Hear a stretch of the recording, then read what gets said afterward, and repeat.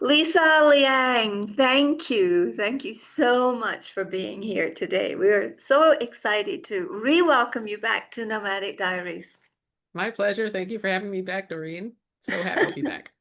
Oh, it's just so great to be in your presence. We haven't been face to face in a while, right? Yeah, almost 2 years. Yes, yes.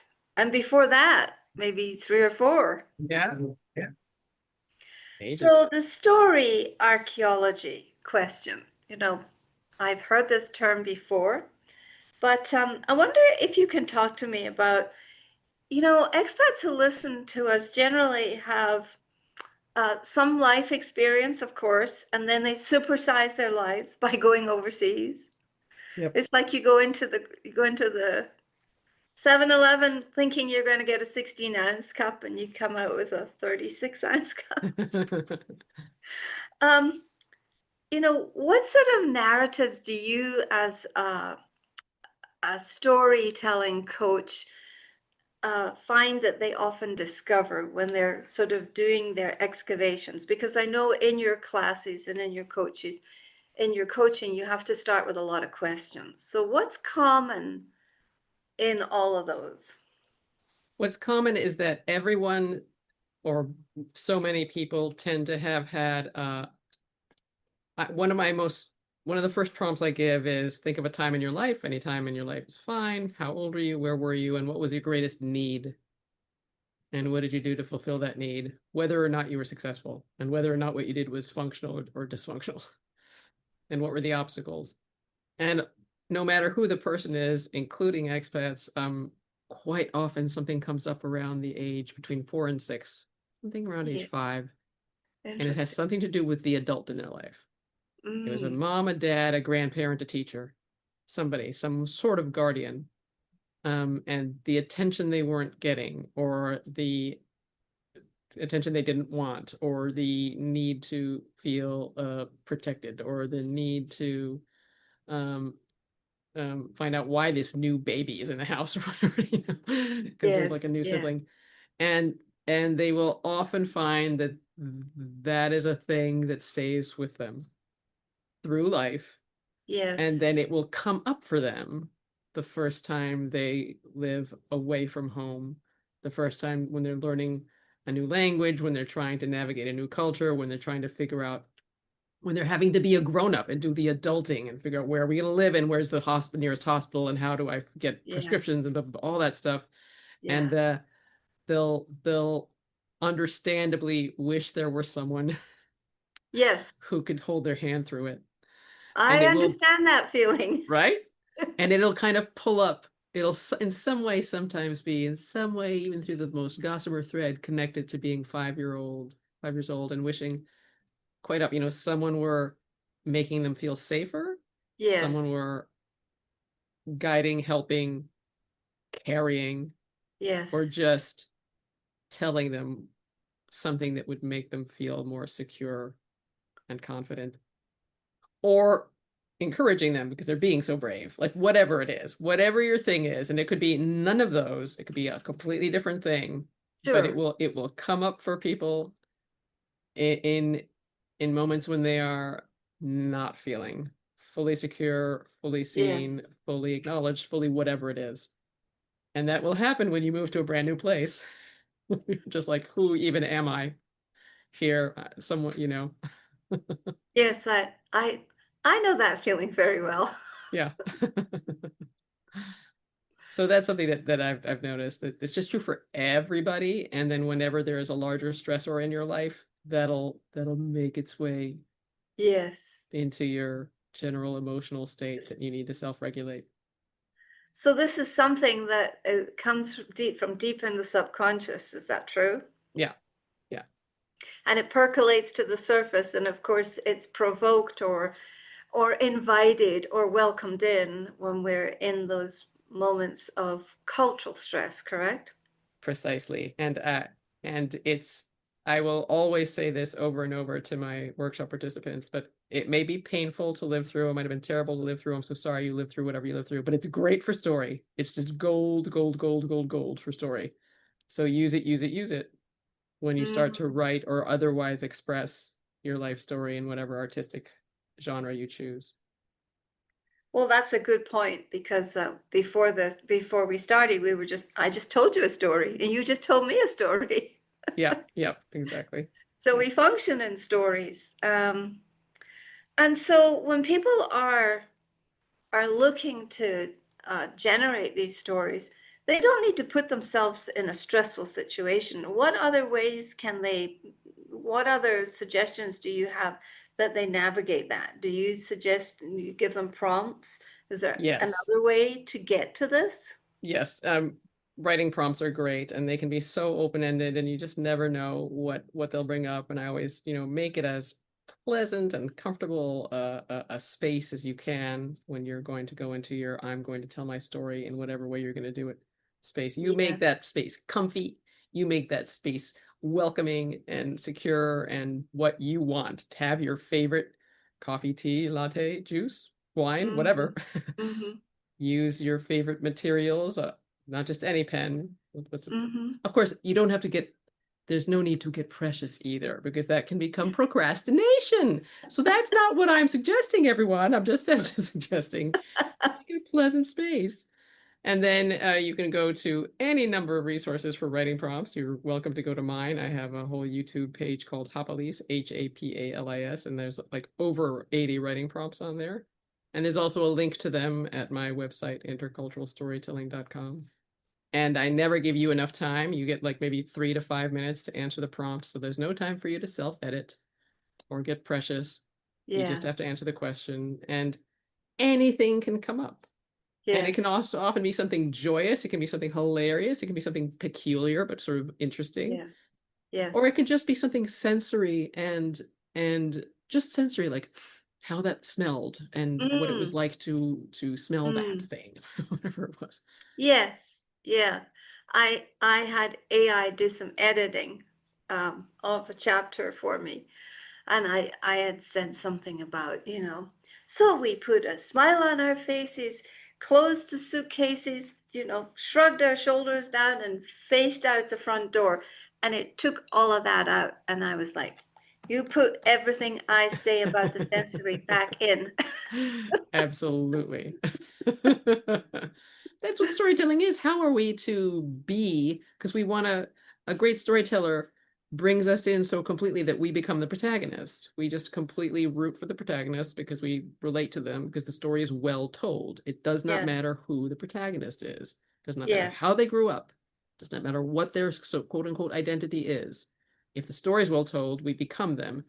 And one quick way to help your readers or your audience or your viewers or your patrons become you is by telling them what you tasted, what you smelled, what you touched, what you saw, what you heard.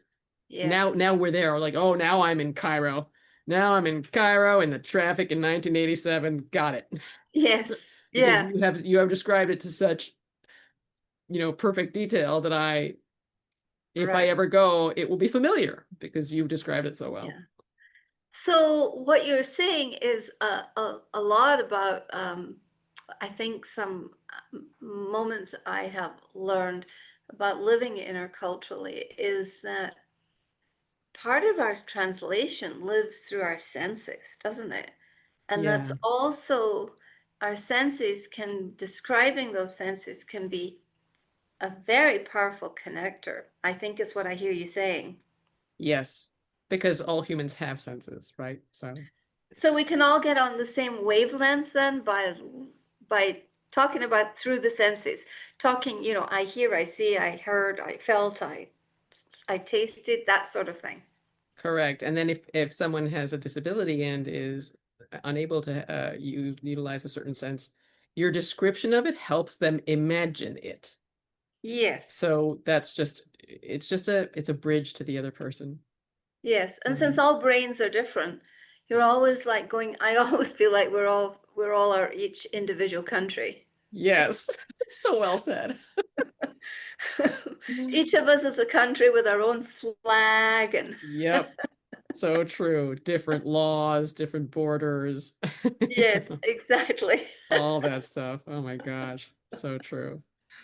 And so this is a pattern that you see, and we've talked about the connectivity and how to adjust our stories to land better, to be more universally felt, I Yeah. think. Yeah.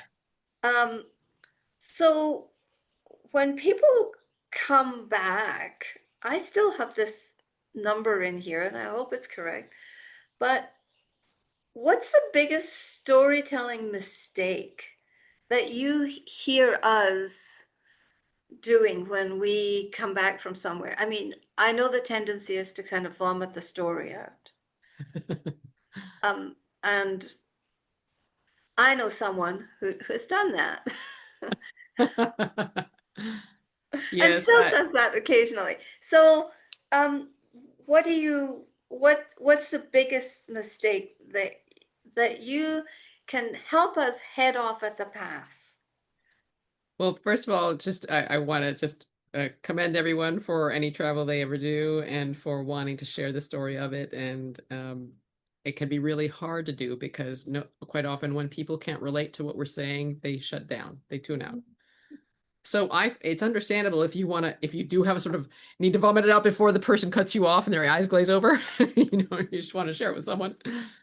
But I would say to keep it simple and intriguing, you'd Mhm. say, try my least favorite thing was this, and my favorite thing was this. And Mhm. then you can say why if they are listening. And they probably will be because you've given them just enough, it's bait. You've given Yes. them just enough, a bit of a carrot to like, oh, but not so much that they stop listening. And then they can ask questions and you can give more detail. Mm. And I mean, that would be my advice. And I would also do both, not my favorite thing and not just my least favorite thing, because if you just do your least favorite thing, people will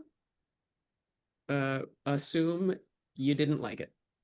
And Mhm. if you say such and such was my favorite thing, then people will assume that it was all glorious and paradise and they were missing out. Nobody Mm. should make that assumption, but everybody does. Or altogether, too Now, many people do. when you say everybody does, are you saying that everybody from all cultures jumps to the same conclusion?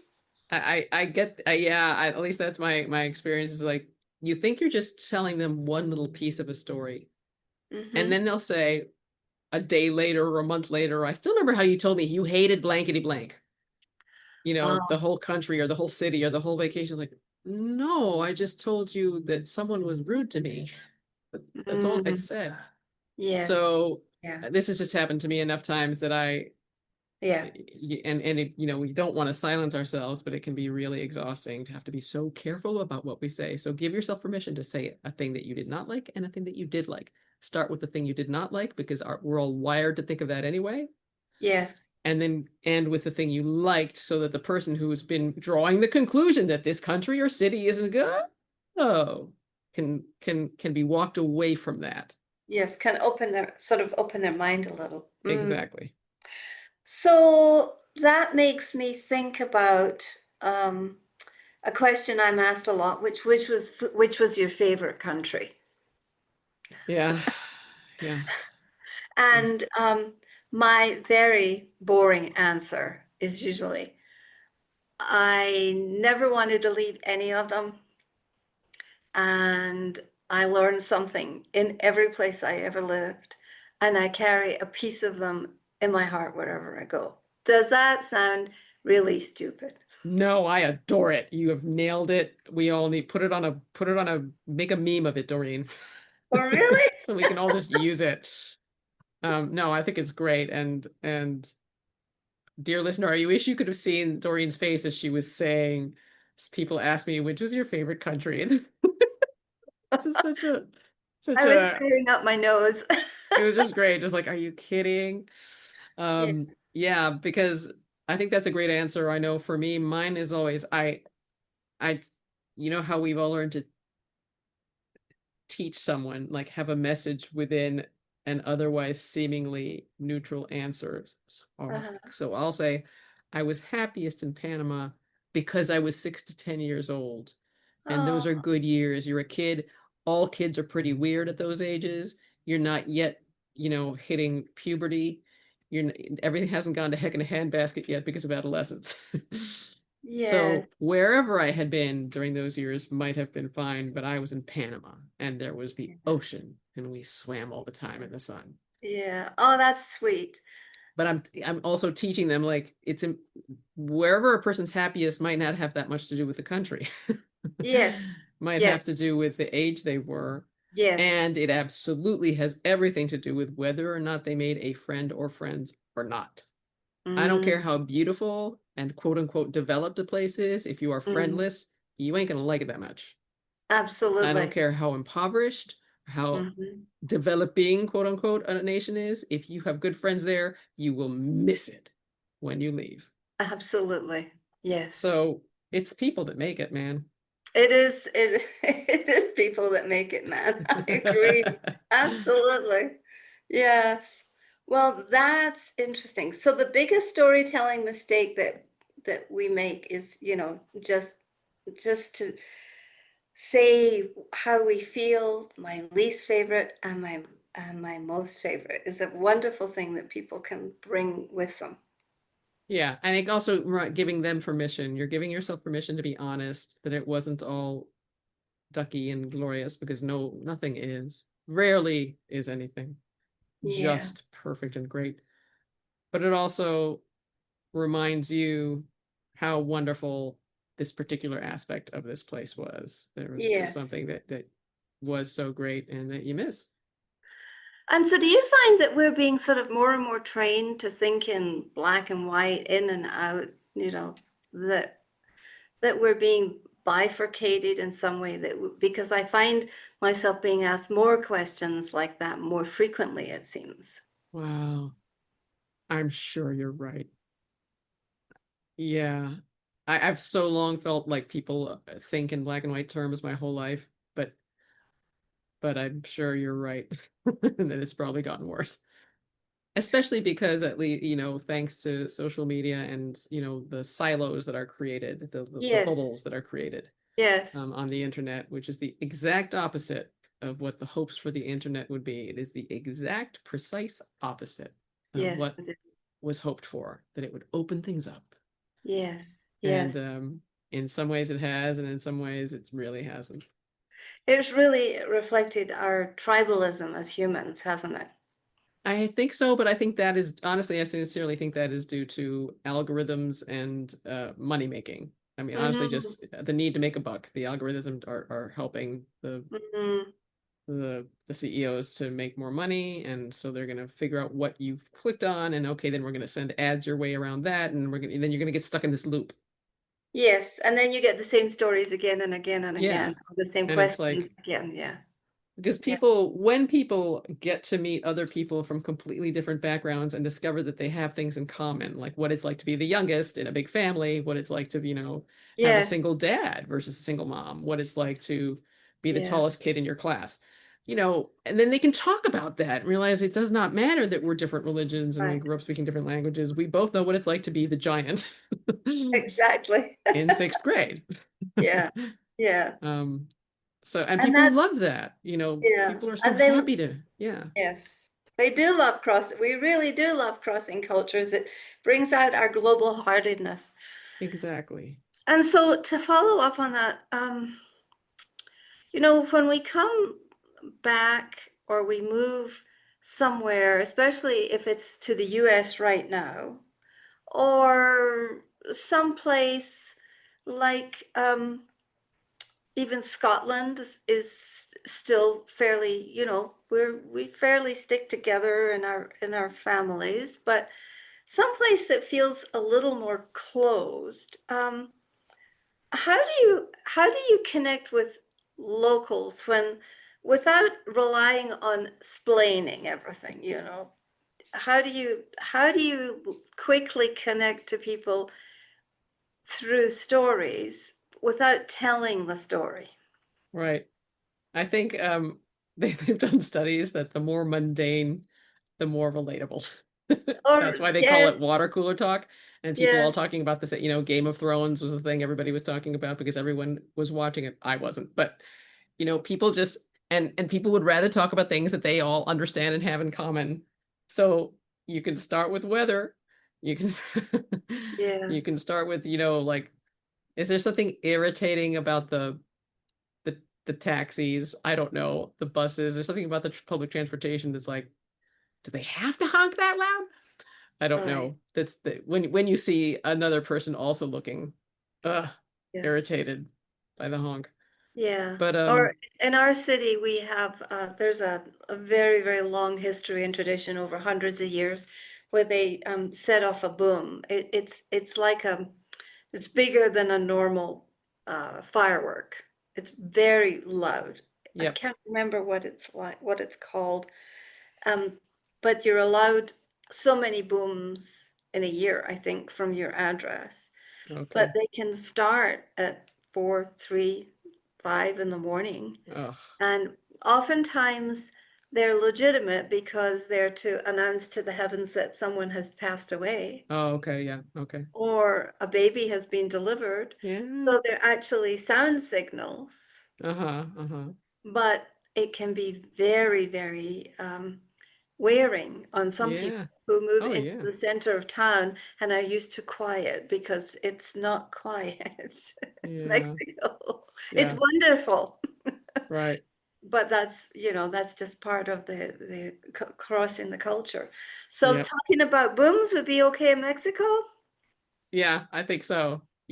Like, are you, do you not hear them anymore? Are you so used to them? Or Yeah, because I remember, you may be surprised by the answer. They may be like, I can't stand them. yeah, We can never know what a single individual thinks of anything until they tell us. We can just never assume that they, just because they're a part of a culture and this is a cultural thing, that they love that part of it. Think of things in your culture that you don't love. You'll think of yeah, a few. The one you grew up yeah, in, or the one your parents are from, or whatever, or ones. yeah.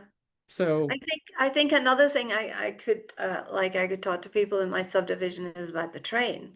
There's a train that goes north. It's usually carrying cars now, but it used to have people on the roof when people were migrating north, and it makes a great noise. I don't even hear it anymore. uh, So we yeah, become used, we become yeah, inured to these things, but yeah, some people hear it everyone that goes past. yeah. That reminds me of my cousin visiting when my family lived in Manhattan. We were on the 12th floor, and he said, "Does that happen all the time?" And I just stared at him, and he said, "The sirens." Oh, And yes. I guess it does, because I had no awareness anymore. Yes. Just Yes. so Yes. accustomed to the noise of the city. And that's, part of our adaptation skills and Yeah, the adjustment that we naturally over time we make. Um, but I think these bridge stories are very, very important. yeah. And again, I think one of the reasons I was saying the weather, or sensory, something Sensory. sensory, and Yes. that's why I think the booms is a great idea. Yes. Um, because everybody's who has that faculty knows what you're talking about immediately, and probably has a feeling about it, which could be the neutral feeling of, oh, I don't even hear it. I don't even Yeah. smell it. Yeah. I don't even see it. But it is something you could bond over. Right. They're not going to say it doesn't happen, Yeah. Yeah. and That's right. you could bond, or they could say, oh no, I like it because blankety blankety blankety blank, and you could think, oh, I hadn't thought of that. I hadn't see And what about this explaining part when you get asked the dreaded question? You know the question. like, where are you from? Yes, that question. Um, I I have come out with some doozies over my years, and I've forgotten most of them. Um, but sometimes I just decide to challenge it, and that's not very polite. Oh wow, yeah, yeah. Do you I mean I do you mean where was I born, or do you mean where did I come from before San Miguel? Or can you tell me more about the question? I love that answer, huh? Because that tells them a lot right there. And That's I all right. was Yeah. like, I think it's Yeah. good to tell people that your brain is in freak out mode. Yeah. Yeah, no, they're gonna ask. And so, at least I hope that everyone does have the reason I want everyone to tell their stories is that the answer to the question will stop upsetting you, or the question I think will stop upsetting you, and you'll be able to answer it without a thought. Like Yes. because I created Alien Citizen and it had Yeah. legs and traveled, I got to the point not even before it started touring, by like the third time I performed it in LA in the Little Black Box Theater in Hollywood, I just no longer had any tension or Yeah. fraughtness Yeah. over that Yeah. question. So I could just say, I grew Yeah. up in a bunch of places. My dad worked for Xerox. They moved us Yeah. around. Yeah. Boom, done. And most days that is a very good response for most of us. But there's just some days and there's just some approaches that you get Yeah, from people yeah. that just immediately set me up.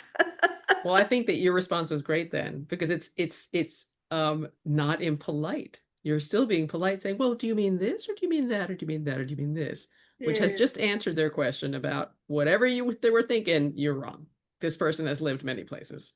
This person's Oh, from everywhere and nowhere. right, right. Yeah. And then they can.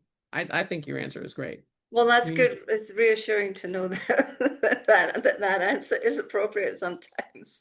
I love So, it. there's things that we secretly lock up inside us, and you have sort of the magic key that you give to people to insert in that lock and open up who they truly are at depth.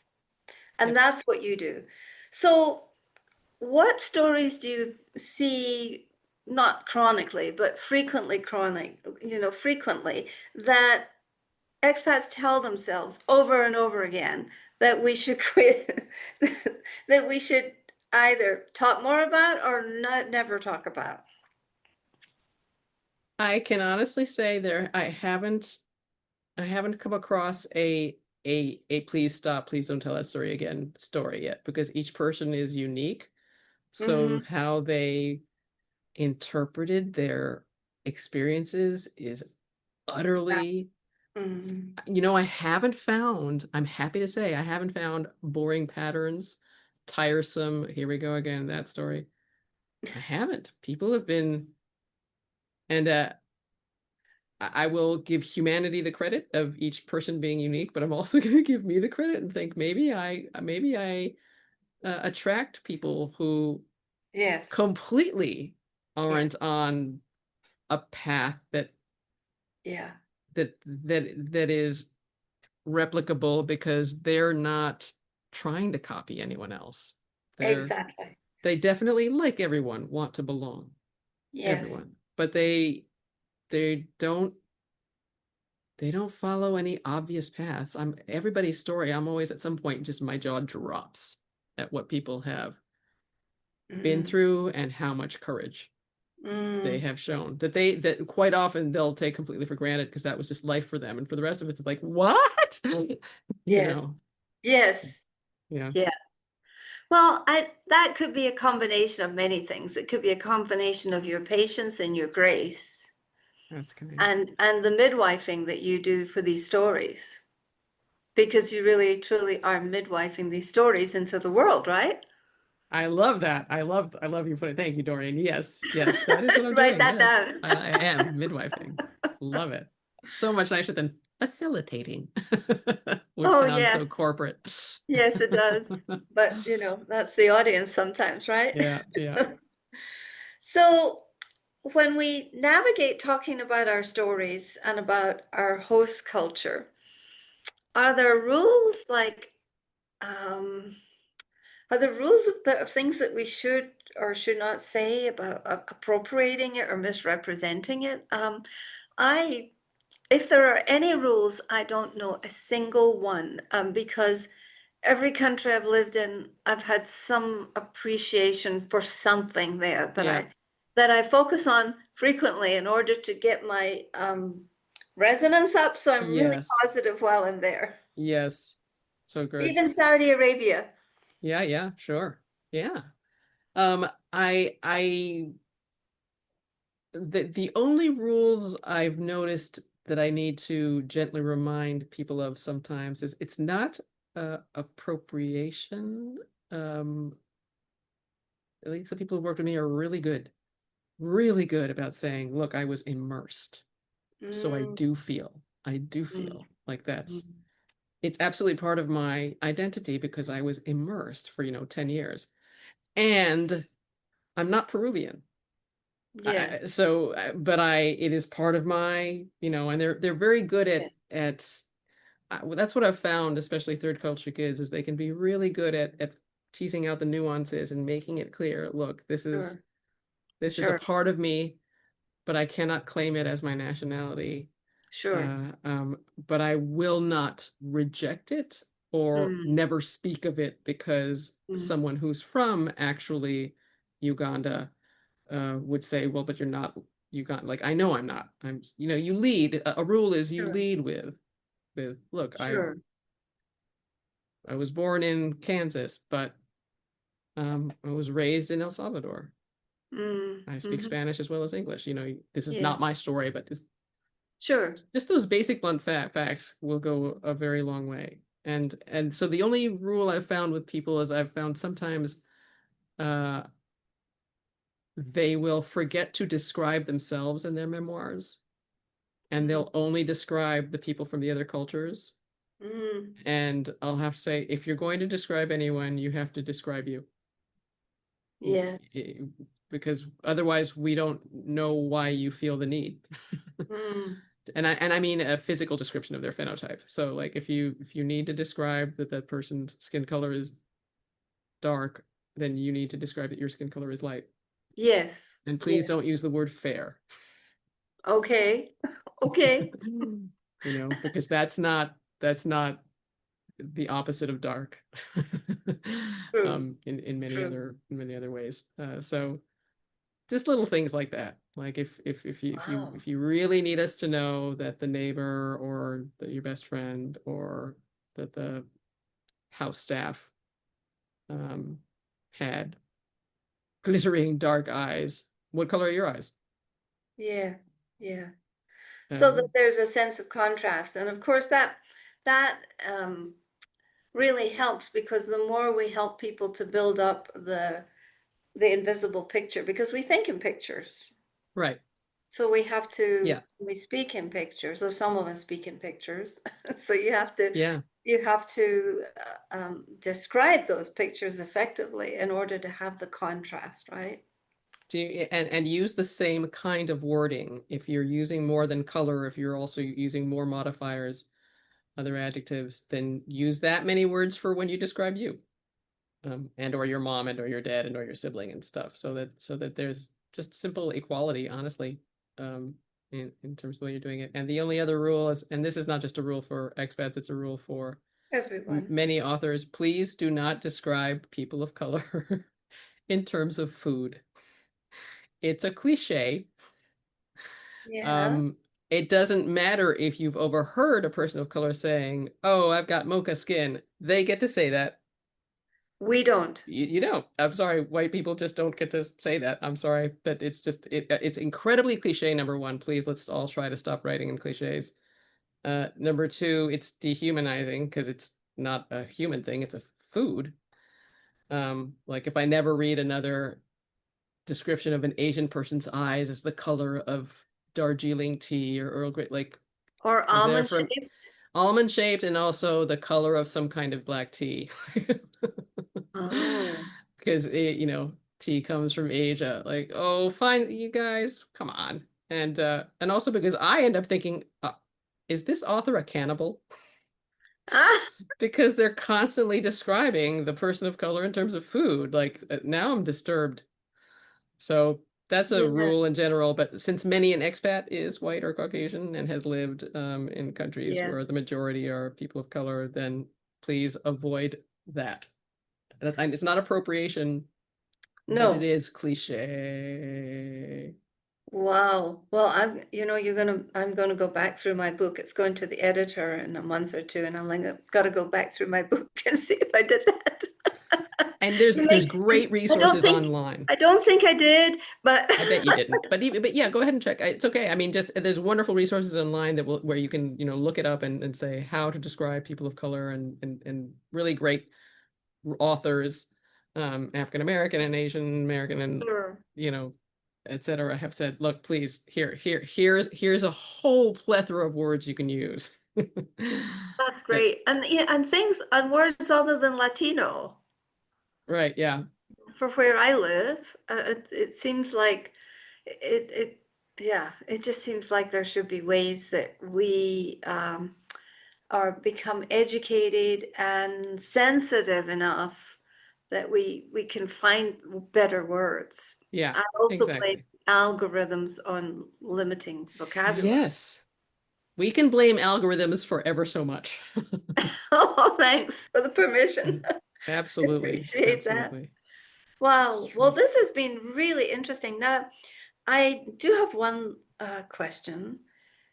The future self storytelling. Now, a lot of times in America, we're accused of being very aspirational, and recently I've been reading and listening to a lot of other podcasts sort of stomp on this idea of having the big dreams and that type of thing. So, how do we use our this gift of storytelling, which we're all naturally born with, and we know where we've been, we know what we've been through, but there might be some people who are listening to this who are not only processing where they've been and what happened to them, but are actually in the middle of some complex recipe where they're cooking up the next experience. Uh-huh. And my question is there a way to tell stories in a forward direction so that we're not just talking about, well, I went here and I did that and that happened? Um, is that useful? I mean, it seems to me it would be useful to be melding our past with our future while trying to Yeah, stay in the present.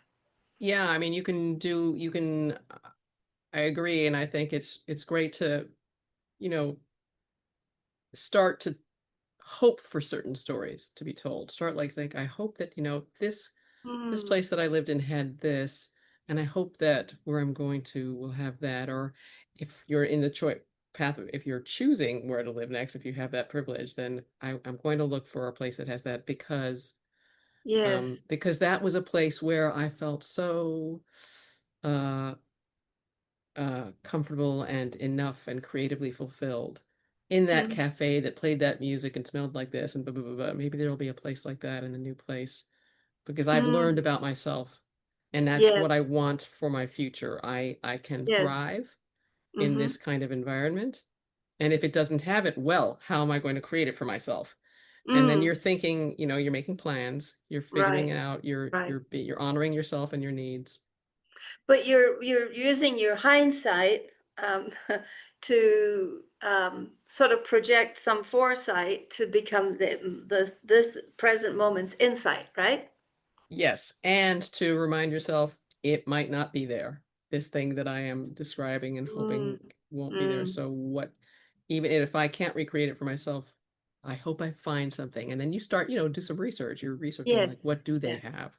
What Yeah. is there Yeah. that might be not the equivalent, but something that makes the water in your body shimmer in a similar way. Mhm. I know that's a weird way to put it, but I'm just like trying to Something you avoid the. resonate I with. know Yes. I was Like trying to something. avoid resonate, but Oh, resonate with. sorry. I know No, I no, it's because okay.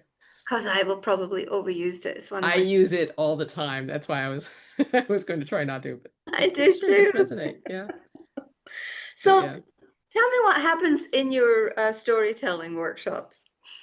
Like, well, they're small. I keep them small so that everybody gets enough attention, and we begin always with a very short breathing exercise just to get everyone centered. Not trying to visualize anything. You just getting comfortable in your chair and getting centered just for a couple minutes, and then I immediately give a prompt just to get the juices flowing, and people write to the prompt, and I never give them enough time. It's usually at most 4 minutes. And then I'll ask if anyone wants to share. And since no one had any idea what the prompt would be, no one has to share because who knows what it brought up.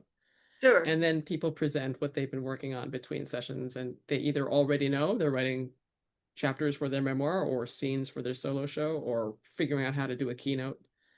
Or they know they want to write a memoir or a solo show or a keynote or a collection of essays or something, but they have no idea how to begin. So then I assign them some very, very helpful writing exercises that can get get the process going.